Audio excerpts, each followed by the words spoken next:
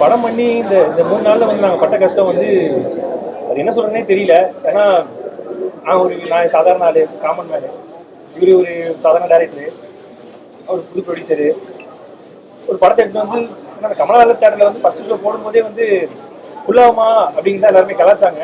But ஒரு சிலர் கலாச்சாங்க. But ஃபுல்லானோடனே அதுவே வந்து எங்களுக்கு வந்து ஹாப்பி. ஆனால் வந்து இந்த விஷயத்த வந்து எப்படி சொல்றது, நாங்கள் ஏதோ வரோம், கஷ்டப்பட்டு வரோம், போஸ்டர்ஸ் வைக்க விடாம, தேட்டர்ல பேனர், படம் ஓடுதுன்னே பேனர் வைக்க முடியாம இவ்வளவு கஷ்டம். ஏன்னா தேட்டருக்கு போயிட்டு நம்ம படம் ஓடல நினைச்சுலாம் போயிடுறாங்க. பட் இவ்வளவு தரங்கெல்லாம் தாண்டி இன்னைக்கு வந்து இந்த படம் காந்தி கண்ணாடி நம்மளால வந்து நான் ஒரு ஒரு 10-11 வருஷமா பார்த்த தேட்டர்ல என் படம் பார்த்தேன்.